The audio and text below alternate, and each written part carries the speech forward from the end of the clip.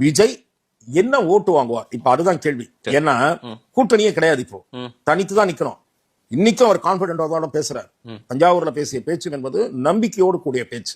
அப்படிதான் நான் பாக்குறேன். தனித்து தான் நிக்கணும்னு சொல்லாதீங்க, தனிமையில தான் நிக்கணும்னு சொல்லுங்க. அப்படின்றது உங்க பார்வை. அவர் டே 1ல எதிர்பார்த்தார் சார். ஒரே ஒரு சீமான் தனித்து போட்டு மாதேஷ் ஒரு டீசென்டான பத்திரிகையாளராக, மூத்த பத்திரிகையாளர், ஊடகவியலாளராக நடந்து கொள்ள முயற்சி செய்யுங்கள். ஏனென்று சொன்னா எந்த ஒரு தலைவரையும் குறைத்து மதிப்பிடாதீங்க. நாளைக்கு எங்க கொண்டு போய் மூஞ்சியை வச்சுப்பீங்க?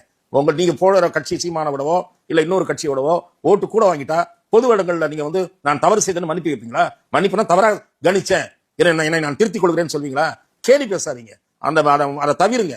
எவ்வளவு பெரிய மக்கள் கூட்டம், இளைஞர்கள் கூட்டம், பின்னால இருக்கக்கூடிய ஒரு ஆளை சாதாரணமா குறைத்து மதிப்பிடுறீங்க. கட்டுக்கடங்காத கூட்டம் ஓடி வருது. போலீஸ் தடை, பேரிகார்டு எல்லாத்தையும் உடைச்சிட்டு ஓடி வர்றான். எந்த தலைவருக்கு இருக்கு? 300 ரூபாய் கொடுத்து 200 ரூபாய் கொடுத்து கூட்டம் கூட்டுறாங்களா? அந்த கேவலம் உங்களுக்கு தெரியாதா? சாப்பாடு பொட்டலமும் 300 ரூபாயும் கொடுத்துதானே கூட்டம் வருது. அது இல்லன்னு நீங்க மூடி மறைக்க முடியுமா? திரு எடப்பாடி பழனிசாமிக்கோ, திரு மு க ஸ்டாலினுக்கோ, திரு உதயநிதி ஸ்டாலினுக்கோ 300 ரூபாய் கொடுத்து கூட்டம். இங்க அப்படியா? ஏன் குறைத்து மதிப்பிடுறீங்க? ஏன் இழிவா பேசுறீங்க? அப்படி பண்ணாதீங்கன்ற ஒரு ஊடகவியலாளராக ஊடக அறத்துடன் செயல்படுங்க. தனித்தில்ல தனிமையில நிக்கிறாருன்றீங்க. தனிமையில நின்னா அது கேவலம். அது என்ன இதுவா? அந்த ஆளுடைய தன்னம்பிக்கை பாராட்ட முடியல உங்களால?